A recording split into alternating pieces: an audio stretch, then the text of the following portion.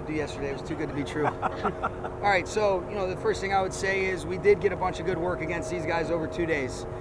Missed a little bit at the end. Thing I'm glad about, I don't know exactly what instigated it. I think in some instances, teams defending each other, and fortunately my understanding is nobody got hurt, and we'll move on from it. So not going to make a bigger deal than what it is. Not going to look at pointing fingers on who did what, but I think just like Zach would say, I expect our guys to defend their teammates, vice versa.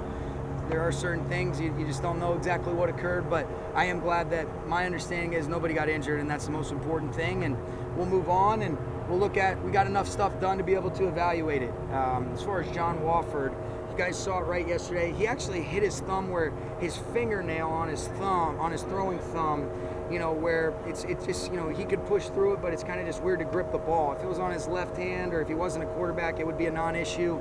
How that affects his game status for Saturday, we'll just take it a little bit at a time, because go ahead. No, I was going to say, so it came off.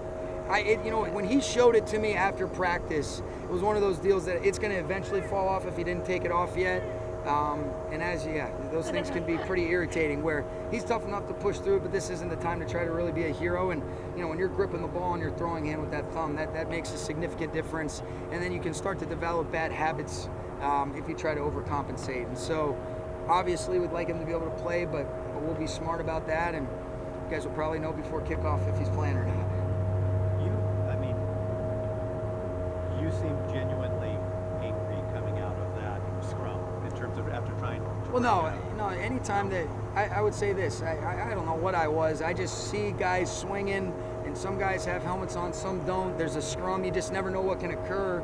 And my biggest concern is just unnecessary injuries, for people that we're counting on, whether it's for our team or the other team. But that's to me where, I care about these guys. And, especially when you start throwing punches with gear on, I've been enough of a meathead in my past that I've done some stupid stuff too. So I know how volatile and how fragile it is where you hit it the wrong way and then you break your hand, and, it could affect a guy's chance to be okay, or God forbid somebody gets hit in the head with the helmet off. And so that was really just, I don't know what emotions I was feeling right there. I just was glad when everything got broken up, and my understanding was everybody's okay.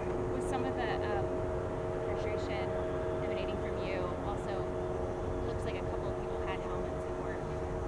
Yeah, I think the frustration is I just want to make sure that we're doing everything in our power to try to eliminate the risk for injuries for, these players that I love and care about.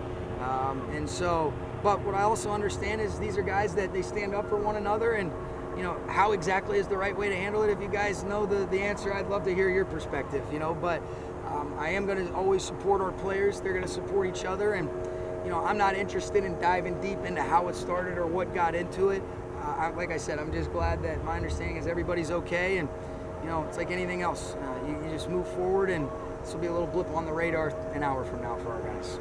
Is that kind of one of the dangers, isn't the right word, but of doing 2 days? Like the first day, everyone seems excited to get out. I think it's hard to argue otherwise, but to say that it's impossible, I wouldn't say that. Right. There's just so many things that go on within the framework of a play when there's 22 moving parts, and you can't get to the bottom of all of it. And these are guys that are tough-minded individuals that if they feel like they're disrespected, it's hard to say I don't understand sometimes. A couple more, guys.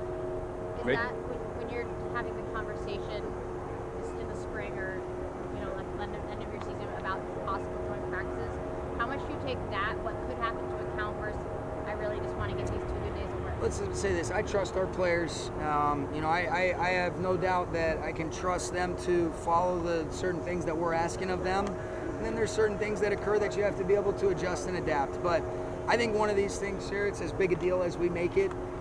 And because, fortunately, there was no consequences to my understanding, we'll keep it moving, and we'll focus on our team having a good game against these guys on Saturday night. I have a lot of respect for Zach Taylor. It doesn't change anything, and it's going to be a really good football team, and we're trying to do the same thing. And I really believe that after about 30 minutes, this is going to be over for everybody. Sean, kind of a new color palette for Jay Gruden out there?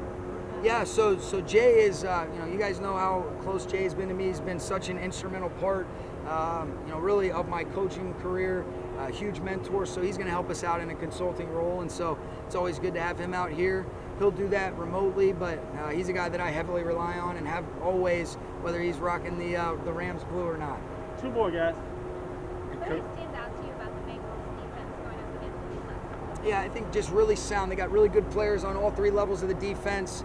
I think Lou does a tremendous job of being able to keep you off balance offensively, but a lot of really good football players. They tackle well, they see things as one, play the run well, they play the pass well, and they understand what offenses are really trying to get done. So I'd be really surprised if this wasn't going to be an excellent defense this year and pick up right where they left off, particularly in the playoffs. Wrap with you, Kurt. If you could, this is a total sidebar question. How do you articulate what this region, knowing that you went to school up the street here, for you and Chris Shula, means to you, and especially with the list of great coaches, Bo Schembechler on, that are from Miami of Ohio? Well, I think when you look at it, talking about Chris, I mean, it's a pretty special thing. We're one of your best friends in life. You play with at Miami of Ohio. We both come from football family backgrounds, and then to play at a really good university that's a great football program that has a lot of great coaches that have come through there. We're just trying to do right by the history and the legacy that a lot of others have built before us, and so it's really special. Chris, being from, he's lived in Cincinnati when he was younger. He ordered Skyline last night. We had a chili. Only difference is usually I have a handful more beers when I have those in previous experiences. Thanks, Coach. All right, thanks. Thanks, Sean.